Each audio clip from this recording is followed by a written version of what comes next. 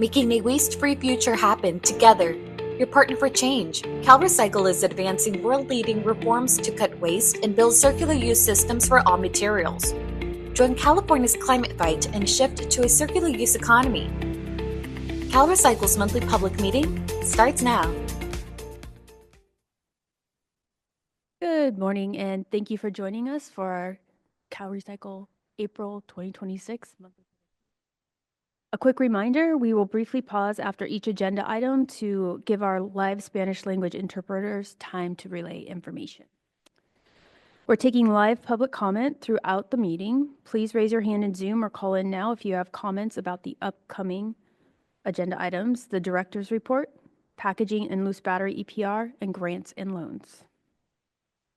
Our first agenda item is the director's report. Hello, Zoe. Good morning, everyone, and happy Earth Month. It's a beautiful day here in Sacramento with some April showers, so really happy to see that.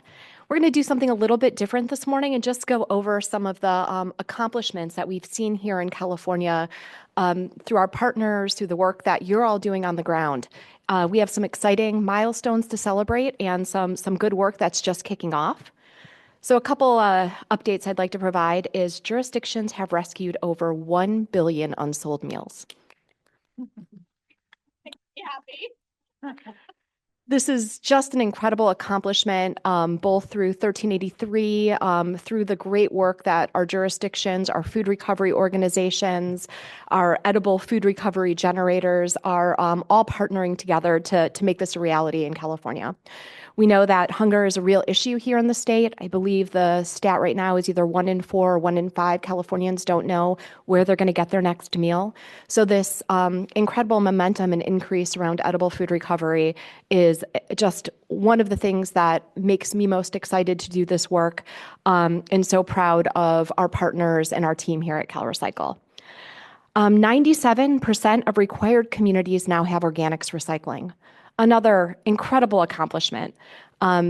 This is due once again to the jurisdictions within California, the partnerships that they've made, the work of our team here at CalRecycle and our partners on the ground to increase access and availability of green bins. So this is just an incredible stat, and we're hoping that we'll see more of those green bins used more effectively in the coming years, in the coming months, to further our 1383 goals.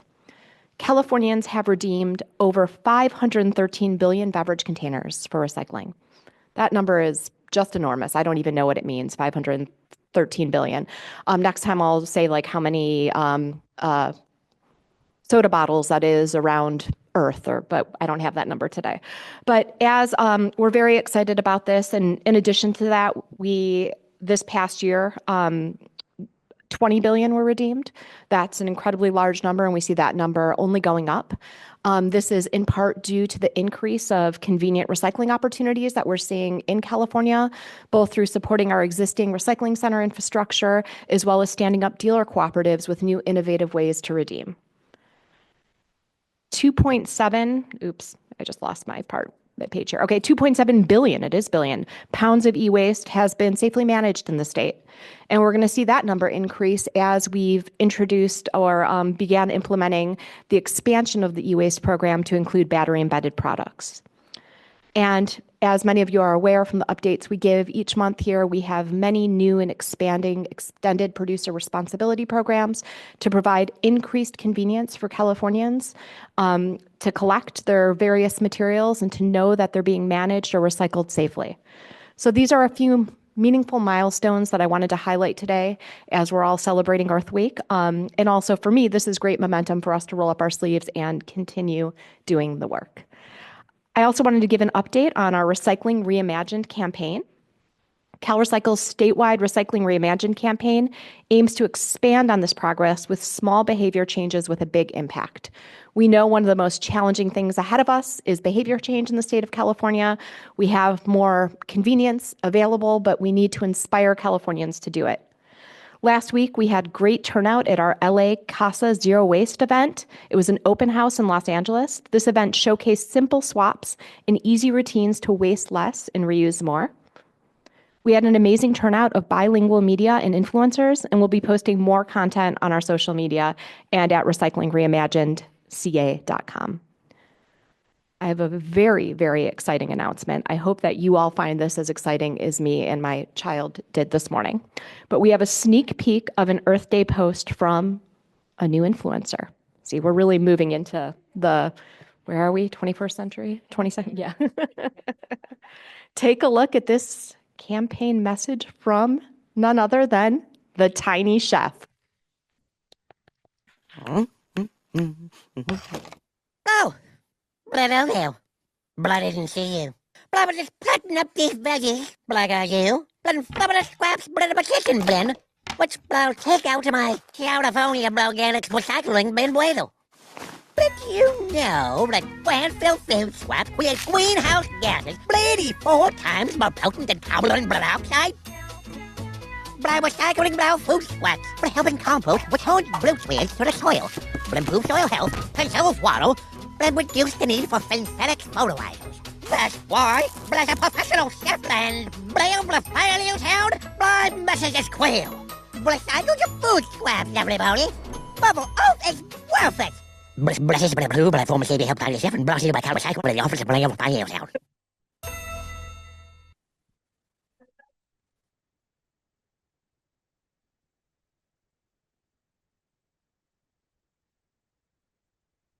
All right, so be sure to follow us on social media and check out the campaign website for much more to come. Finally, I'd like to thank California's local Conservation Corps members and partners for sharing their story at the Capitol earlier this month. It was great to meet Corps members and hear about the work they're doing in our communities. Here's a quick look at a video showing the broad impact of the local Conservation Corps program.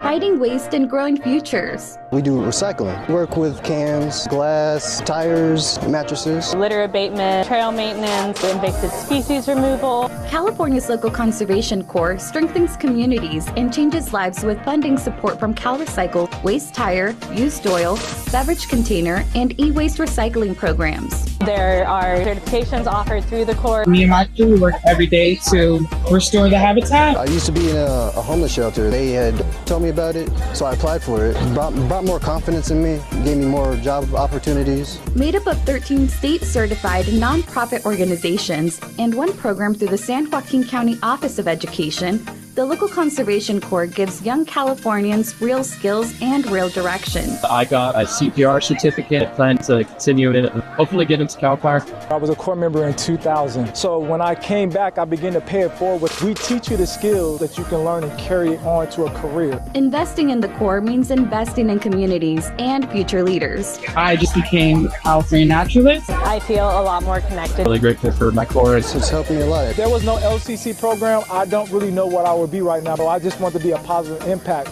LCC provided that for me.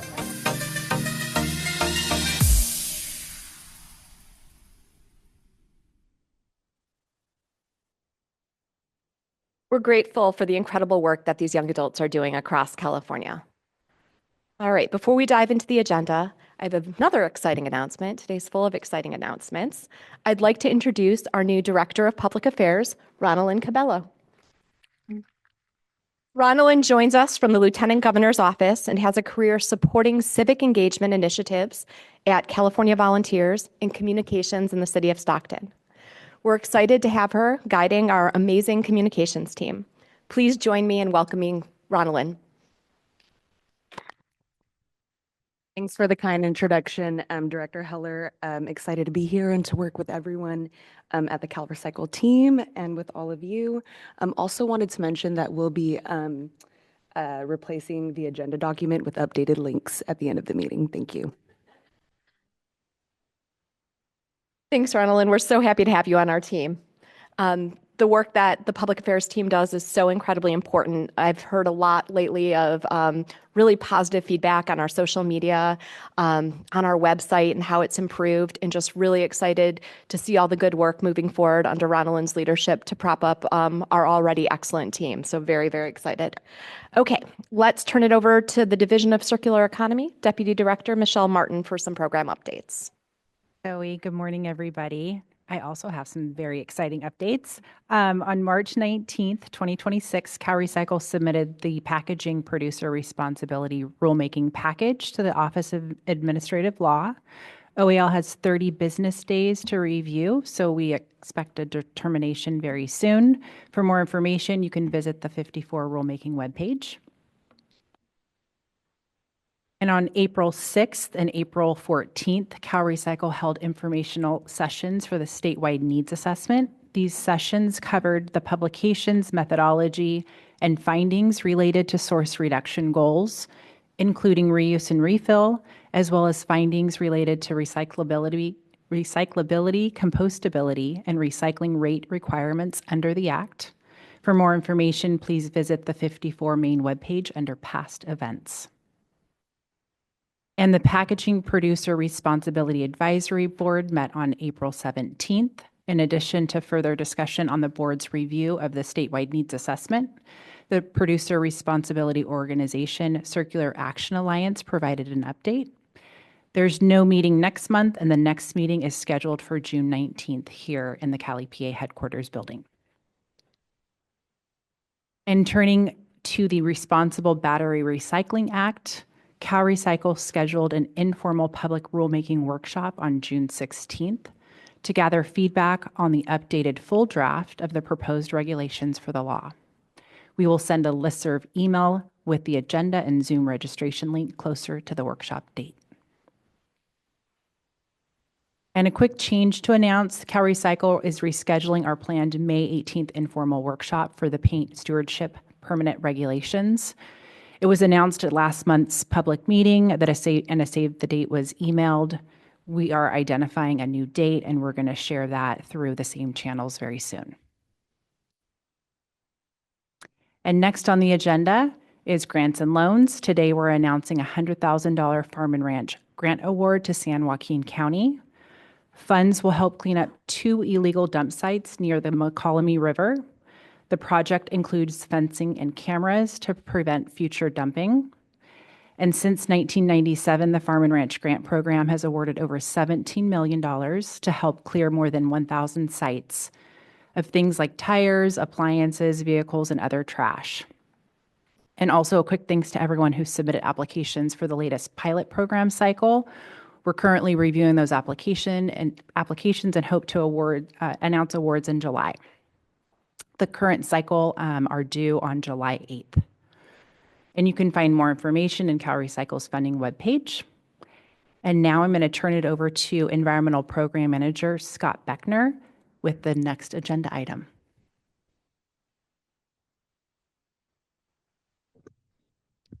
All right. Thanks, Michelle. The Tire Incentive Program, or as we call it, TIP, because we have to have acronyms, gives financial incentives to manufacturers who make products from recycled tires, helping them price and market those products competitively. The goal is to get more crumb rubber and similar materials into finished goods, which in turn drives up the sales and market share for these really great recycled content products. Since 2014, CalRecycle has awarded more than $29 million through TIP and kept over 12 million tires out of landfills. With the TIP funding, manufacturers are turning waste tires into a wide range of products, things like roofing shingles, traffic control devices, flooring, matting, and ADA-compliant transitions. For fiscal years 26-27 and 27-28, $3 million was allocated. These funds will be awarded after staff review applications against the eligibility and evaluation criteria. Today, program staff is seeking approval for the proposed eligibility criteria and evaluation process for fiscal years 26 and 27 and 27-28. These are unchanged from the last cycle. For more detail, please see the public notice, and thanks, and I'll hand it back to Mindy. Thank you so much. Now on to public comment. Do we have any public comments in the room? On Zoom? No comments. None at all? Okay. Looking ahead, please raise your hand in Zoom or call in now if you have comments on the beverage container recycling program, product stewardship, materials management and local assistance, disposal and co-disposal cleanups, permits, and waivers. Let's turn to Beverage Container Recycling Deputy Director Amy Cameron. Hi, good morning, everyone. California's beverage container recycling program has entered into a new contract with UC Davis to study the methodology for our segregated and commingled rates. The survey and rate calculation methods currently used by CalRecycle were developed in the late 1980s and early 1990s through a contracted study. The methods were reviewed by an external contractor in 2007 and determined to be statistically valid.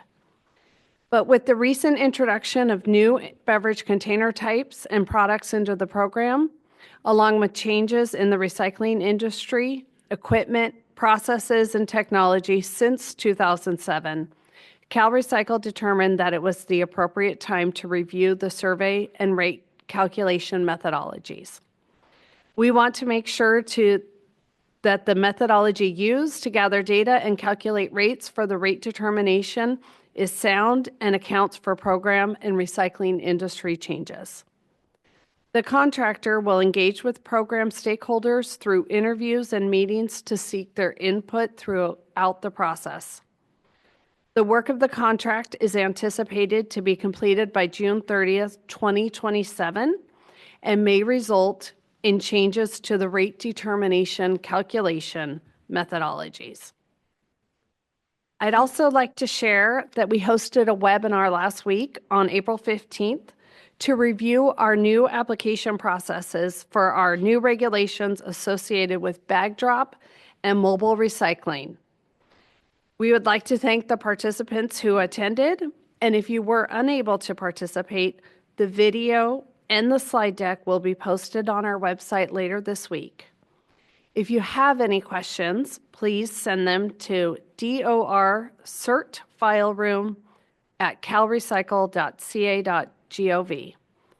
And we look forward to working with our recycling centers to offer expanded flexibility to serve consumers in your community. I'm now going to turn it over to Environmental Program Manager Karen Kafetz with product stewardship updates. Thanks, Amy. Nice to see everybody. I'll start off with some updates about dealer cooperative stewardship. We have several updates today on the Dealer Cooperatives program. First of all, on April 9th, Circular CRV Association submitted its quarterly report for the first quarter of 2026. And CalRecycle has 30 days to notify the dealer cooperative if that report is incomplete. On March 18th, CalRecycle had determined that Circular CRV Association's prior quarterly report, Q4 of 2025 quarterly report, was incomplete. And so on April 3rd, Circular CRV Association submitted a revised report that is also under review. On March 27th, Circular CRV Association notified CalRecycle that it ceased operations at one redemption site in Santa Rosa, and on April 13th became fully operational at two redemption sites in Los Angeles and Vinoise. Additionally, on March 17th, 18th, 25th, 31st, and April 1st, Circular CRV Association identified changes to its stewardship plan, including updating the list of dealer members and redemption sites. Those changes do not require CalRecycle approval. However, on April 14th, Circular CRV Association identified changes in its redemption capacity description and geographic spread performance standard, and those changes to its stewardship plan do require CalRecycle approval. CalRecycle has until May 14th to determine whether to approve the plan changes. That's it for dealer co-ops. Pharmaceutical and sharps stewardship. CalRecycle received 2025 annual reports and 2027 annual program budgets from MedProject and the Drug Takeback Solutions Foundation on March 31st, 2026. CalRecycle accepted public comments on these items through April 17th and is currently reviewing the annual reports and annual program budgets to determine whether the program operators have demonstrated compliance with statutory, regulatory, and plan requirements. Action on these reports is needed by June 29th, and the director's determinations will be presented on a future monthly public meeting agenda. You can find the annual reports and annual program budgets in the public notices linked in today's agenda as soon as we get that corrected agenda posted. All right, to carpet stewardship. CalRecycle received Carpet America Recovery Efforts Revised Differential Assessments Plan Amendment on March 24th, following CalRecycle's disapproval of CARE's previous submittal. CalRecycle accepted public comments on this item through April 13th and is currently reviewing the plan to determine if CARE has demonstrated compliance with the statutory, regulatory, and plan requirements. Action is needed May 26th, and the director's determination will be presented on a future agenda. You can find the plan amendment in the public notice linked in today's agenda, and the decision on CARE's 2024 annual report has also been posted online and is also linked in today's agenda. I'll hand it off to Senior Environmental Scientist Kevin Gagerty now for the next agenda item.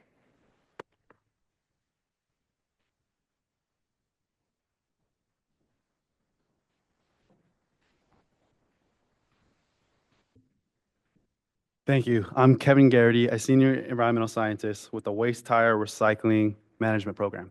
I'm going to discuss the reallocation of tire funds for fiscal year 2025-26. The 5-year plan for the Waste Tire Recycling Management Program allocates funding for a variety of activities in each fiscal year. We have an annual reallocation process for unspent funds to be reallocated to fund additional tire recycling activities. Approval of the reallocation of tire funds has been delegated to Deputy Directors Mark DeBee and Karen Morgan, and they have approved. This fiscal year, $3,005,040 in unspent tire funds were reallocated. First, $816,578 was reallocated to fund the local government waste tire amnesty grant program B-List. In July 2025, CalRecycle awarded $1,500,000 to 31 eligible applicants, including one that was partially funded. CalRecycle also established a B list of 19 additional eligible applicants that were funded through this reallocation. Second, $2,188,822 was reallocated to fund the rubberized pavement grant program B list. In December 2025, CalRecycle awarded $6,571,315 to 25 eligible applicants, including one that was partially funded. CalRecycle also established a B list of 24 additional eligible applicants, and with this reallocation of funds, 15 applicants were funded, including 2 that were partially funded. Now I will hand it over to Deputy Director Kara Morgan. Kevin, that was great. Appreciate that. So I want to hit on next item is a 5-year review report. CalRecycle reviews and approves or denies each countywide or regional agency integrated waste management 5-year review report. These reports evaluate whether the planning documents need to be revised based upon changes in population, landfill capacity, funding, and recycling or diversion programs. Orange County submitted its 5-year review report that no updates were needed and staff concurred, and I have approved that item. Next, another fun update is that we have an SB 1383 webinar chat coming up on April 30th from 1 to 3 p.m. And I want to highlight, Director Heller, this was an idea that came from you maybe over 2 years now. I'm kind of losing track on creating these webinars focused on 1383 so that people could come together and CalRecycle could share updates and share what's going on in the state. And then jurisdictions and service providers and our food recovery organizations could come together and share like what they're doing, how they're facing challenges with 1383 implementation and overcoming those challenges. And I am proud to say that every month, once in a while, we don't have it every month, but pretty much every month, we have 200 to 300, sometimes as much as 400 of our stakeholders attending these webinar chats. And I'm so proud of the team for the hard work that they put into these chats and for all of our stakeholders who really come together to share problem solving. So this next chat in April is focused on procurement, procuring recovered organic waste products. And I'm really excited because our knowledge integration team is going to be presenting some best management practices on how to conduct disposal facility-based waste characterization studies. And this is an approach that jurisdictions can use to reduce their procurement target. And I'm really excited about the team sharing this information with folks because we've been getting a lot of inquiries. Also, we have Stop Waste, who will discuss Alameda County's recovered organic waste products procurement program. They've been doing a lot of creative things, so excited to hear what they have to share. And we also have San Mateo Resource Conservation District, and they're going to present on their compost program and how they work with jurisdictions to help meet their procurement targets. So I hope you'll join us. There'll be more information on resources, funding, and peer sharing amongst all the communities. And if you haven't signed up and it's something you're interested in, please join our SB 1383 listserv and you'll get more information. And now I'm going to pass the baton to Miriam.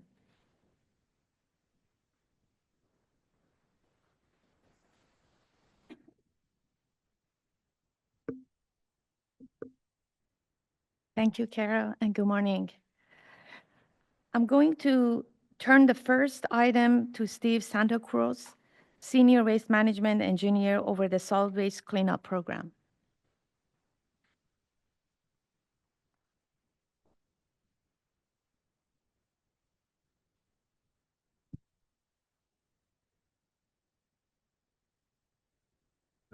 Good morning. So today we're announcing the cleanup of a solid waste site called the Specialized Fibers Material Recovery Facility in the city of Corning, California, located in Tehama County. This site, the operator of this MRF facility went out of business more than a decade ago, and the site later had a significant fire in 2018. And over time, the site has become a significant eyesore to the community and is an attractive nuisance for ongoing illegal dumping. The property has been under enforcement action and receivership through the county for more than a decade to try to do something about it. So the legal actions to engage the receiver have been completed, and now CalRecycle is taking on the project. And if I could just add, it'll be a significant relief to the community, and it's right in the middle of a very small community. So the approved cleanup project will remove an estimated 7,340 tons of waste. It will dispose of it properly, and we will install temporary barriers to prevent future illegal dumping. The total cleanup cost is estimated at $1.37 million, and it's funded through the Solid Waste Disposal Site Trust Fund. CalRecycle will pursue cost recovery through a lien on the property through the receivership. Tehama County and the local enforcement agency support this action and have been active on all the legal actions for more than a decade. Work is planned to begin in late May and should last approximately 1 month. After the property is remediated, it will be put up for sale by the receiver with a portion of the proceeds to reimburse the Solid Waste Trust Fund. And with that, I'd like to hand it, well, we do questions afterwards, right? Yeah. Let me hand it back to Miriam.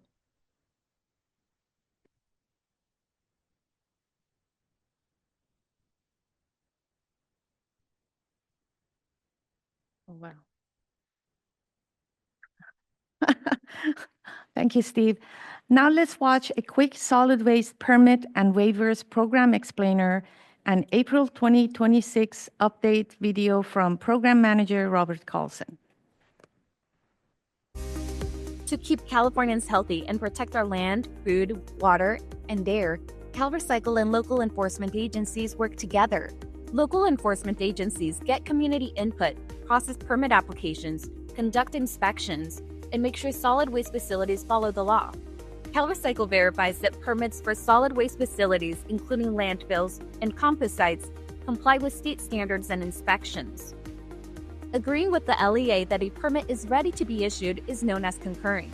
Additionally, CalRecycle reviews approved emergency waivers and can modify, limit, or end them. Emergency waivers temporarily modify solid waste facility permits for up to 120 days and may be extended, providing relief for facility operators during disasters, and they're approved by local enforcement agencies.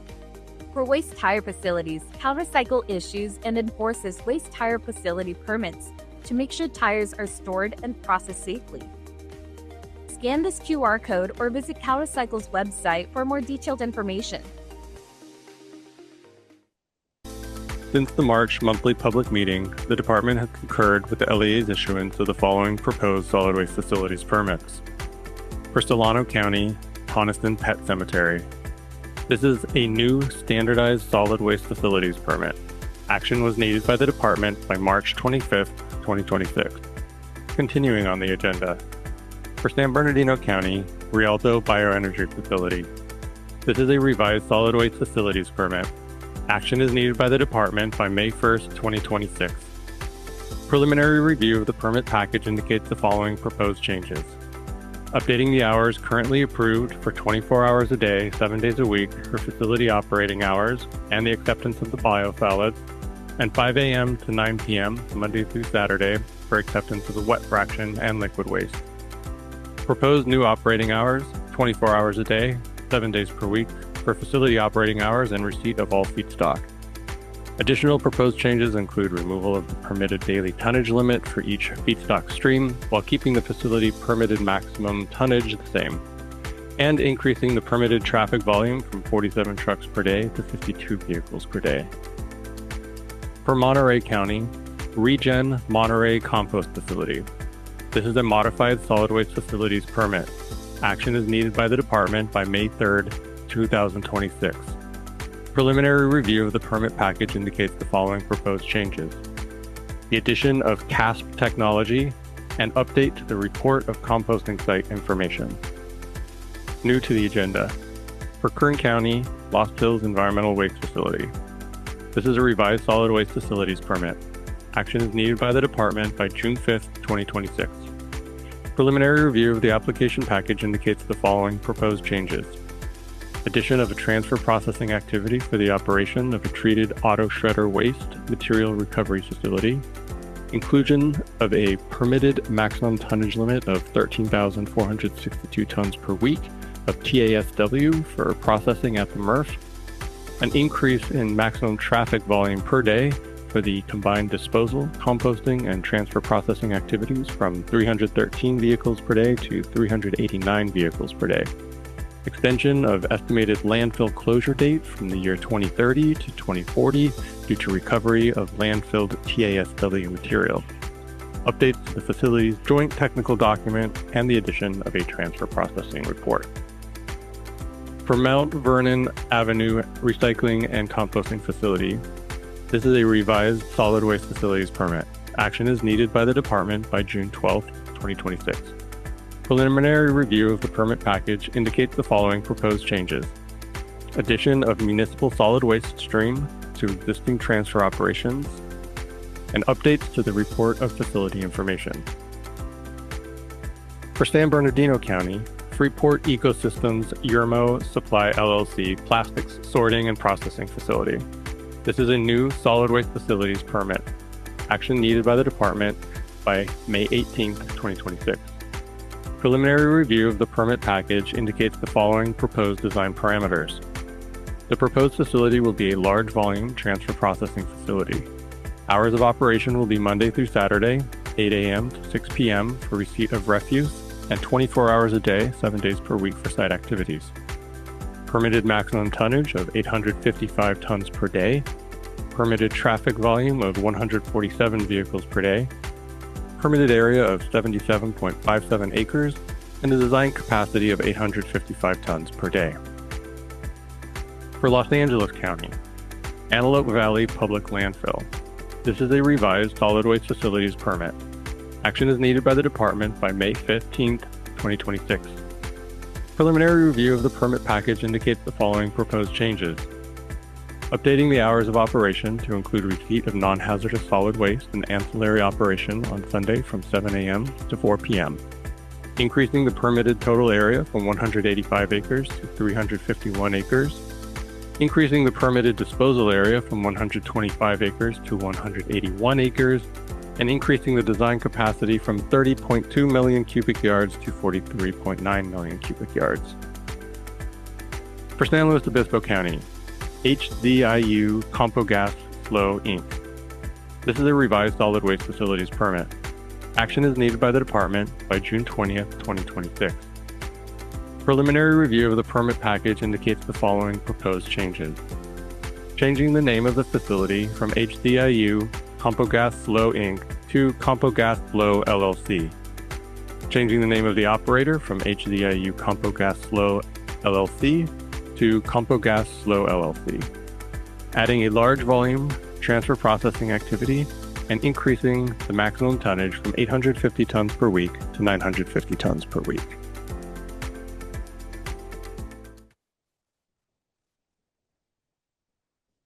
Now on to public comment. Are there any public comments in the room?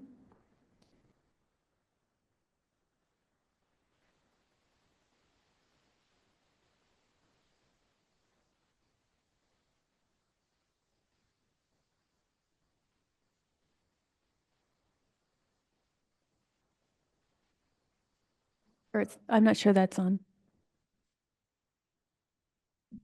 How about now? All right. I figured out one thing today. That's good. I'm Mike Buckhans with Associates Environmental. I can't match the energy of the tiny chef because I don't think anybody can. But I have some what I think is exciting news too. We have a customer that processes agricultural waste like rice hulls and things like that that are normally incinerated or otherwise processed in a way that releases carbon to the environment. Our customer, who has a permitted site and disposal areas in the state of Arkansas that are permitted and monitored, takes these products and turns them into essentially a brick that does not release carbon to the environment as a measure towards carbon sequestration. We think that the most awesome place for these bricks are in inert debris engineered field operations, or IDEFOs. The IDEFO regulations were promulgated in 2003, took effect in 2004, and I don't think have been amended since that time. And the list of materials that are allowed to go into IDEFOs didn't anticipate products like this. We have presented through a series of emails to staff some information about the processes, what goes in, what the monitoring protocols are. To date, we've been unsuccessful getting a meeting with staff to talk about development of a process to declare materials like this to be inert and eligible for disposal at IDEFOs or another suitable location that maybe just isn't coming to mind so far. And so my request today is that we find a way to engage with staff to try to come up with a process, not just for this individual material, but for materials that might meet a similar stringent criteria and assist California in its carbon sequestration efforts. And that's my comment for today. Thank you. Thank you for your comment. And I know our Deputy Director, Mark DeBee, has had some back and forth with you and your team. So why don't we, he's on vacation. He'll be back next week. Why don't we follow up and get something on calendar so we can discuss further? Thank you very much. Yeah. I appreciate it. Thanks for coming in. Thank you. Any other comments in the room? On phone or on Zoom? No comments. Okay. Well, thank you all for joining us for the monthly public meeting. We will post the meeting soon in English and in Spanish on our YouTube channel in the next few days. Thanks for joining, and we'll see you next month.